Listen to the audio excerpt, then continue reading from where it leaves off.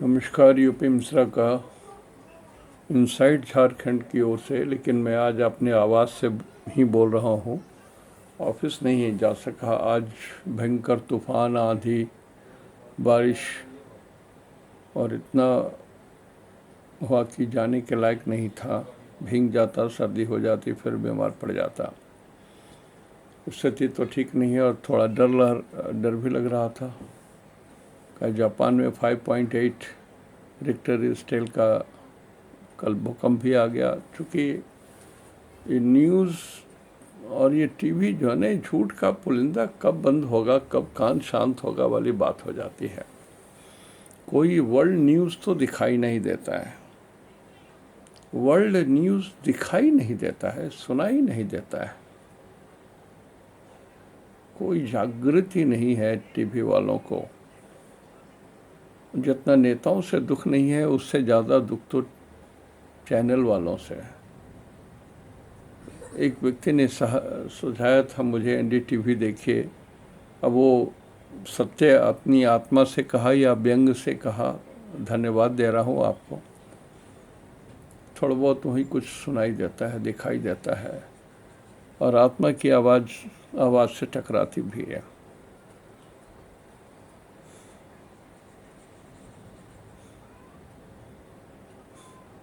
इधर एक फ़ोटो हमने देखा, मेरी आत्मा कचोट गई। मैं बता चुका हूँ कि मैं मूलतः कांग्रेसी हूँ, पिताजी के शब्दों के कारण। मैं तो दिल्ली में कांग्रेस को ही वोट देता हूँ, चाहे एक आदमी हो चाहे 100 आदमी हो, कोई मतलब नहीं है। लेकिन रीजनल पार्टी में मैं बीजेपी को वोट देता हूँ, और वो भी अटल बिहारी के कारण, अटल बिहारी जी के कारण वोट दे चुका हूँ पापा को भी। और चॉइस जब कहा कि यदि चॉइस होगी तो लाल बहादुर शास्त्री और अटल जी में से किसी को दूंगा। लेकिन एक इंग्लिश पेपर में आडवाणी जी स्टेज पर 2 आदमी बैठे हुए हैं। एक आदमी तो अपने पुस्तक में मुंडी झुकाए हुआ है, और दूसरा आदमी ऐसे हाथ दिखा रहा है, ऐसे पीछे जाओ, पीछे जाओ। उठने का भी नहीं, हंसने का भी नहीं, चेहरे पर कोई एक्सप्रेशन नहीं। क्या हो गया? बच्चे देखेंगे तो यही संस्कार सीखेंगे, और आपके परिवार में भी यही संस्कार जाएगा। सब दिन होत न एक समान, होता ही नहीं है। हम लोगों ने भी देखा, इंदिरा गांधी का भी रूप देखा जो पाकिस्तान को 2 टुकड़े कर दिए। वो दिन भी देखा जब कितने पाकिस्तानी 90,000 के आसपास में सरेंडर कर गए, उनको भी जेल जाते देखा।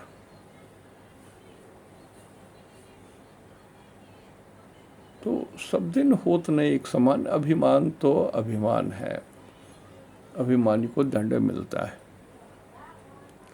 तो आज मैं ये सब बोलने नहीं आया हूँ, क्योंकि घर से बोल रहा हूँ तो ये मेरी अपनी स्वतंत्र भावना है, किसी के विरोध की कोई भावना नहीं है। लेकिन कान में इतनी पतित शब्दों का उपयोग, मैंने कभी पतित शब्द का उपयोग नहीं किया लाइफ में। इतने घृणित, पतित, असभ्य, अशिक्षित शब्दों का उपयोग नहीं सुना। इस तरह से लोगों का अपमान होते हुए नहीं सुना। नेताओं को चांटा मारते हुए नहीं देखा। नेताओं को, औरतों को धक्का देते हुए नहीं देखा। क्या हो गया भारतवर्ष को? भारत किसी जमाने में विश्व गुरु कहलाता था। आ बहु मिलहूँ मिली रो बहु भाई, भारत दुर्दशा देखे न जाई। आत्मा कचोटती है, टूटती है आत्मा। ये मेरा सौभाग्य था, हमेशा हमको अच्छे लोग ही मिले, अच्छे लोग ही मिले हमको।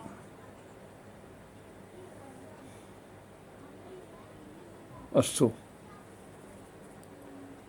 आज 6 तारीख है और आज हमारा नव संवत्सर है।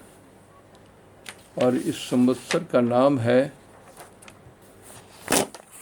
जो परिधावी। इस संवत्सर का नाम परिधावी है और मैंने कहा कि इसके राजा शनिदेव हैं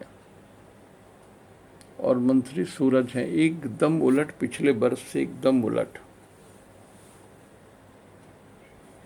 तो राजा और मंत्री में अंतर विरोध तो होगा ही। स्थितियां, परिस्थितियां बदलेगी ही। जो राजा थे वो पूर्णतः राजा हो ही नहीं सकते। पिछले वर्ष जो राजा थे वो राजा नहीं हो सकते। जोड़ तोड़ करके गद्दी पर बैठ सकते हैं लेकिन राजा नहीं हो सकते। एक छत्र अधिकार नहीं हो सकता। और चूंकि मंत्री ही राजा है, शनि ही राजा है, तो ये संगठन की आवाज अधिक सुनेंगे और डिक्टेटरशिप की बात नहीं सुनेंगे। बहुत कुछ ये शनि माने पब्लिक, शनि माने आम जनता, शनि माने सामान्य लोग। हो सकता है ऐसे में से कोई सामान्य लोग नेता हो जाए,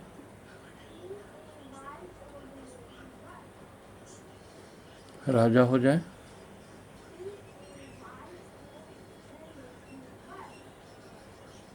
रंग भी थोड़ा कम हो,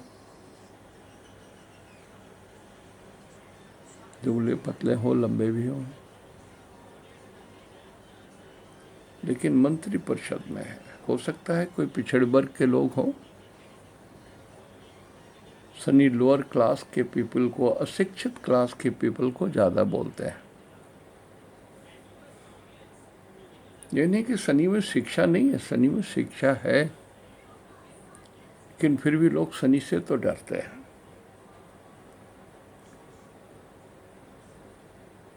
इसलिए कि इनकी दृष्टि बड़ी कुदृष्टि है। इनकी दृष्टि जिसमें पड़ गया वो तो खत्म।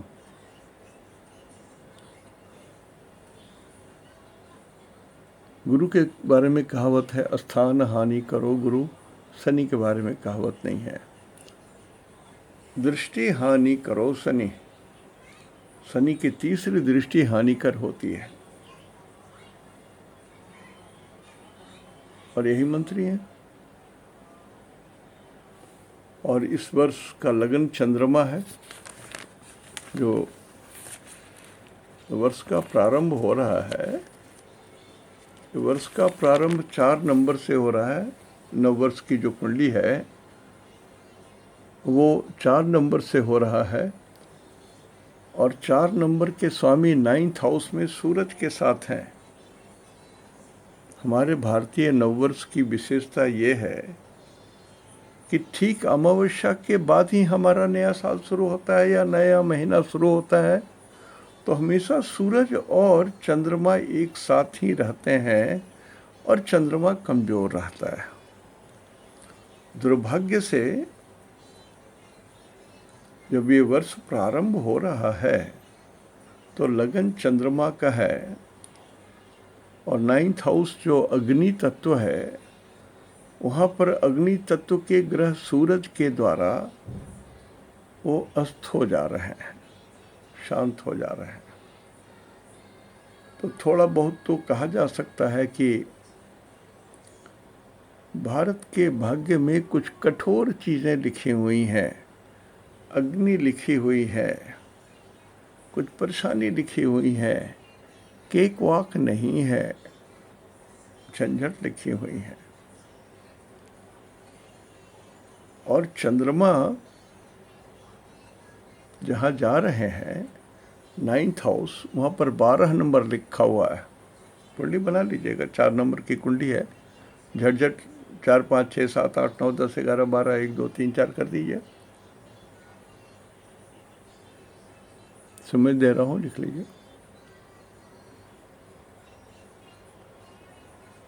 तो लग्नेश चंद्रमा 9th हाउस में है, 9th हाउस के स्वामी गुरु हैं और गुरु 6th हाउस में है, छठे घर में है केतु के साथ। तो केतु के साथ छठे घर में है तो ये ठीक नहीं दिखता है। छठे घर में होने का मतलब रक्षा मंत्रालय, पुलिस विभाग और स्वास्थ्य संबंधी विभाग, और चूंकि वहाँ केतु है तो उस विभाग, इस सारे विभाग का फेलियर्स भी दिखता है। सॉरी, दिस इंक्लूड्स रक्षा मंत्रालय ऑल्सो। ऋण, रोग, सीमा के झगड़े, पुलिस, आक्रमण, युद्ध, नौकरी करने वाले लोगों की जीवन की रक्षा करने वाली जो संस्थाएं हैं, स्वास्थ्य सेवाएं हैं, निगम की सेवाएं हैं, जैसे सफाई है, स्वच्छता है, नर्स हैं, डॉक्टर हैं, सामाजिक सुरक्षा के लोग हैं, कर्मचारियों का जीवन बीमा उद्योग है और हड़ताल है। तो थोड़ा डर लगता है। जैसे कुंडली में रवीश जी ने कहा कभी कि कभी जीवन में फुर्सत हो तो सीआरपीएफ जवानों के लिए भी कुछ सोच लीजिए कि उनको भी सम्मान दिया जाए जो देश के दूसरे सैनिकों को दिया जाता है, और उनके लिए भी जीवन यापन के लिए पेंशन की व्यवस्था किया जाए जैसे और सैनिकों को दिया जाता है। थोड़ा सोच लिया जाए। He has simply requested, and I really want to request you also. सरहद पर मरने वाले तो हैं, लेकिन घर में ढुक करके भी यदि हमको मार दिया जाता है, बॉर्डर पर भी मार दिया जाता है, आतंक से भी मार दिया जाता है, तो मेरी भी तो बलिदान ही है। तो ध्यान दिया जाए। जो मुश्किल दिखता है नववर्ष के कुंडली में, मैं कुंडली की बात बोलता हूँ, पॉलिटिक्स की बात नहीं बोल रहा, पॉलिटिक्स की बात नहीं बोल रहा। लग्ना Lord is in 9th house, moon is damaged by sun. Dispositor of both sun and moon are Jupiter. Jupiter is located in 6th house. 6th house contains 9 number, Dhanu Rasi. So the Jupiter is very strong. मतलब रोग, शत्रु, कर्जा, ये भारतवर्ष के भाग्य में लिखा गया 2020 के मार्च तक। और ये सारे विभाग, चाहे रक्षा विभाग हैं, चाहे स्वास्थ्य विभाग हैं, चाहे पुलिस विभाग हैं, ये सब ढंग से काम नहीं करेंगे और एक विचित्र प्रकार की बीमारी की भी उत्पन्न होने की संभावना है। ये केतु कृमि को बोलते हैं, कीड़ा को बोलते हैं, और 9 नंबर जीव को बोलते हैं, और इसके स्वामी गुरु भी जीव होते हैं। तो मनुष्य को कीड़ों के द्वारा उत्पात संभव दिखता है। में भी खाद्यान्न कुछ ऐसे हों जिनके कारण, सड़े गले चीज़ों के कारण शरीर में जर्म्स अधिक हों, थ्रेडवर्म हो या और भी कोई वर्म हो, मुझे डॉक्टरी नहीं आती। लेकिन एक विचित्र प्रकार का रोग कीड़ों के द्वारा उत्पन्न हो सकता है 1 साल के अंदर, और ये महामारी का भी रूप ले सकता है। अब ये एक बात मैंने इसलिए कही कि गुरु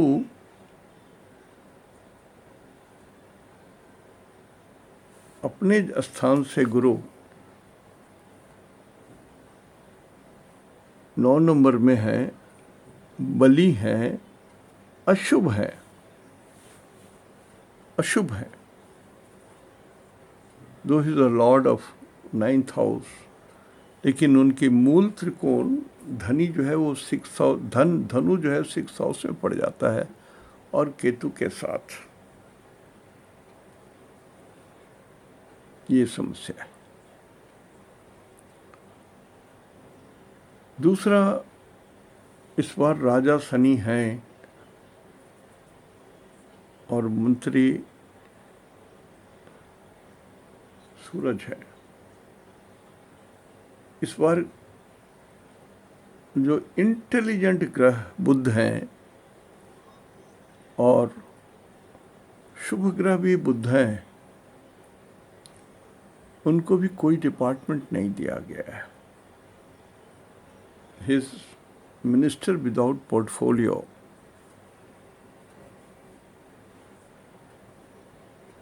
बुध जो है ये व्यापार को इंडिकेट करता है,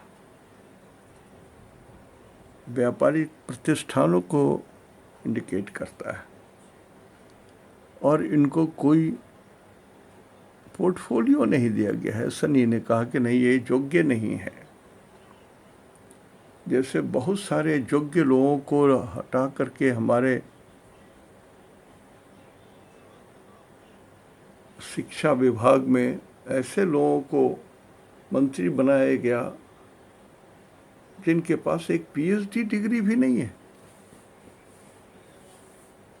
आप सब विभाग को इग्नोर कर सकते हो, शिक्षा को नहीं। जिस देश में शिक्षा का अभाव है वो तो और कहीं तरक्की नहीं करेगा। Finished, gone. The shiksha has to be given the first priority. शिक्षा, शिक्षा, शिक्षा। बच्चा जन्म लेता है, वहीं से उसकी पढ़ाई शुरू हो जाती है, और जब वयस्क होता है तो शिक्षित होकर के देश की सेवा में, देश के वृद्धि में, देश के विकास में, देश के संरचना में विशेष योगदान देता है।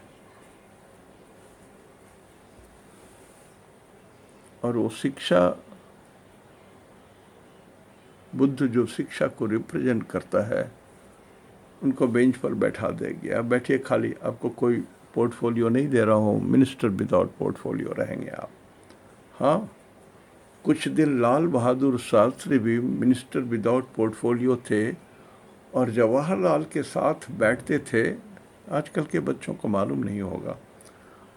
मैं पॉलिटिक्स से बहुत डीपली इंटरेस्टेड हूँ, but I don't say it in the public, I don't use it in the public. तो वो नेहरू जी के साथ बैठते थे, उनको असिस्ट करते थे, इसलिए उनको मिनिस्टर विदाउट पोर्टफोलियो दिया गया था। He was looking after everything what Mister Nehru used to look after, इसलिए उनको प्रधानमंत्री भी बनाया गया, कारण कि he was well versed with the prime ministerial work.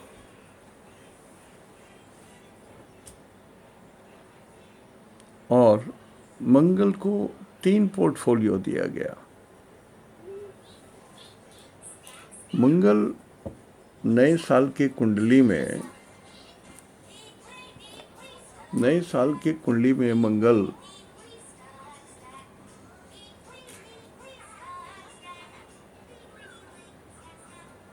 Eleventh house में है, वृषभ राशि में है और 11th हाउस में है।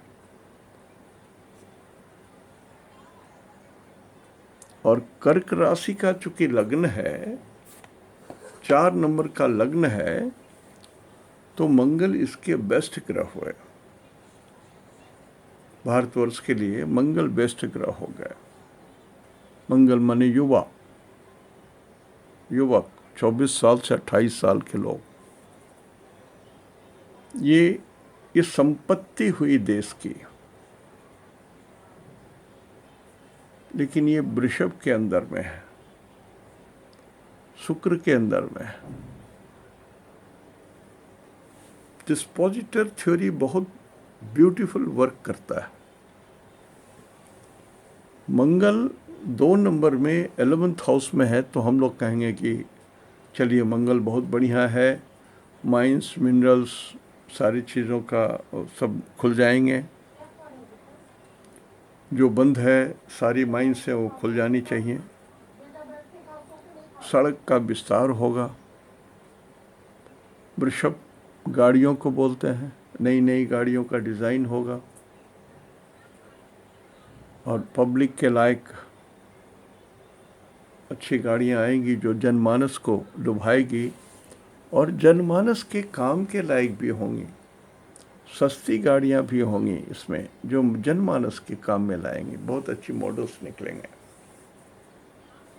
लेकिन दुर्भाग्य है कि 2 नंबर जो शुक्र के डिस्पोजिटर है, शुक्र है, वो मंगल के डिस्पोजिटर होकर के 8th हाउस मृत्यु के घर में आ जा रहे हैं। तो कहता है बहुत सारे जो कारखाने हैं जिसमें गाड़ी का निर्माण होता है, उससे बहुत सारी समस्याएं यूथ के कारण हो सकता है, झंझट के कारण हो सकता है, क्रोध के कारण हो सकता है, एंगर के कारण हो सकता है, अग्नि के कारण हो सकता है, और वो बंद हो जाएंगी बहुत सारी। अब ये निर्भर करेगा जो राजा होगा उसके ऊपर में कि क्या करना है, कैसे मैनेज करना है। कहा युवा वर्ग इस पूरे परिधावी साल में, संवत में 2076 के संवत में युवा वर्ग बिल्कुल असंतुष्ट रहेंगे, ये मैं हाथ उठा के बोल रहा हूं। ये लिखा हुआ है शास्त्र में।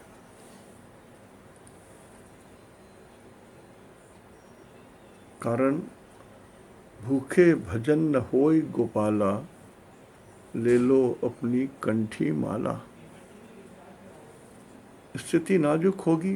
भूख जब आप मिटा नहीं सकोगे तो कौन भजन करता है, कौन देश सेवा करता है। सबसे पहले तो आदमी को अपनी क्षुधा तृप्त करनी पड़ती है, अपने माता पिताओं की क्षुधा तृप्त करनी पड़ती है, अपने आश्रितों की क्षुधा तृप्त करनी पड़ती है। युवा पर माता पिता को बहुत सारा एहसान होता है, बहनों को एहसान अपना गुमान होता है। तो क्षुधा जो युवा वर्ग है इसमें पूर्णतः असंतोष हो जाएगा। जो युवा वर्ग नए नए वोट देते हैं वो कल्पना में खोए रहते हैं, इसको यूज नहीं करते हैं, दिल को यूज करते हैं, इमोशन को यूज करते हैं, कल्पना में यूज करते हैं। परखने की बात है। आपकी कल्पना हो और आपकी उम्र 28 साल है तो 5 साल सरकार बीतते बीतते तो 33 साल आपकी उम्र हो जाएगी और 1-2 साल में फिर आप किसी नौकरी में अप्लाई करने के लायक भी नहीं रहोगे। तो रियलिटी टेस्ट कीजिए। माँ बाप के ब्लैक लिस्ट में मत आइए। माता पिता ने आपको पढ़ाया लिखाया, पेट काट करके पढ़ाया, ज़मीन को गिरवी रख के पढ़ाया, घर के खर्चे को आधा करके पढ़ाया, भाई बहनों के दूध को काट करके आपको पढ़ाया, कितनी तमन्नाओं के साथ आपको पढ़ाया और आप बालिग हो गए हो। तो समझ करके अपने भविष्य की चिंता कीजिए। जो नए वोटर्स हैं जंगल में एक सियार था, उसका किसी कारण से एक पूंछ कट गया। तो उसने बड़ी सभा बुलाई, राजा हुआ करता था सियारों का। तो उसने पूंछ कटने की बहुत सारी सुविधाएं बताई कि पूंछ कटाने से, चूंकि मेरा पूंछ कट गया है तो मुझे ये सब लाभ हो रहे हैं अभी। तो मैं आप लोग से अनुरोध कर रहा हूं कि आप लोग भी अपनी पूंछ कटवा लीजिए। जो विद्वान, जो ज्ञानी सियार था, वो उठ करके चलने लगा सभा से, तो उसके पीछे पीछे जितने थे वो लोग भी निकले, क्योंकि उनके समझ में आया कि ये तो इसकी अपनी पूंछ कटी है, इसलिए हम लोग को भी पूंछ कटवा करके अपने जात में मिलाना चाहता है। तो एक भी इंटेलिजेंट आदमी जब वहां से उठा तो बाकी सारे लोग उठ गए। आप जब भी वोट डालने जाओ, अपनी मम्मी, अपने पापा, अपने बाल बच्चों, उनकी स्थिति, अगले 5 साल 10 साल की स्थिति देख लो, क्या करना है। परिवर्तन इज अ लॉ। चलम चित्तम चलम वित्तम चलम जीवन यौवनम, चला चले ही संसारे क्वचित नापि स्थिरम।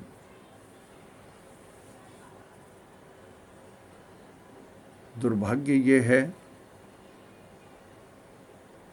कि किसी पार्टी ने कहा कि 75 साल के बाद टिकट नहीं दिया जाएगा, इसलिए कि शरीर निष्क्रिय हो जाता है, बुद्धि सठिया जाती है।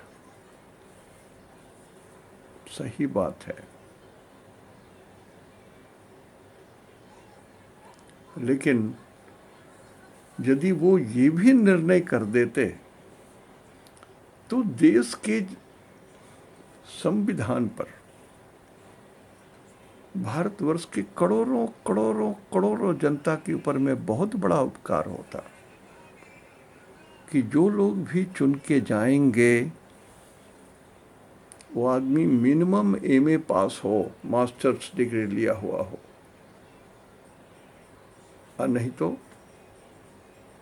कम से कम ग्रेजुएट हो। जब पहले भारतवर्ष की लड़ाई हुई थी, अंग्रेजों के साथ युद्ध हुआ था, तो सारे इंटेलेक्चुअल, वकील साहब से लेकर के जितने इंटेलेक्चुअल थे सभी कूद पड़े थे अंग्रेजों के विरुद्ध। और जब मंत्रिमंडल का गठन हुआ तो ये लोग लड़े भी थे। तो अधिकांश, पहली जो विधानसभा गठन हुई उसमें 80% विद्वान लोग थे। इतने विद्वान लोग थे कि मिस्टर कृपलानी, आचार्य कृपलानी, वो नेहरू जी के विचारों से सहमत नहीं रखते थे। लेकिन कृपलानी जी जब मुजफ्फरपुर से लड़ते थे, मैं वहीं का हूँ, तो नेहरू जी बिल्कुल खासम खास ऑर्डर भिजवा देते थे कि कृपलानी जी की सभा में सभी जाएं, सुने उनकी बातों को, कांग्रेस का भी प्रचार करें। लेकिन कांग्रेस के प्रचार होने के बाद भी कृपलानी जी दिल्ली जरूर आए, उनको चुन करके दिल्ली भेजो। यदि वो दिल्ली में नहीं रहेंगे, संविधान पार्लियामेंट में नहीं रहेगा, तो कौन रहेगा? मूर्ख रहेगा।